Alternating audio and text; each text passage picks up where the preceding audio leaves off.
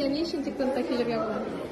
Біріншіден мен енді мындай диктантта бірінші гана тапқыр катнашмайм.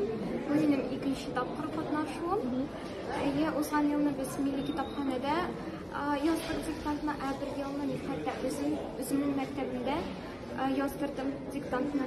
Менде экинчиден башка диктант бүтүн миллеттештерибизни бирлештире турган чара. Шуның үчүн мындай чараларга эрге тырышам.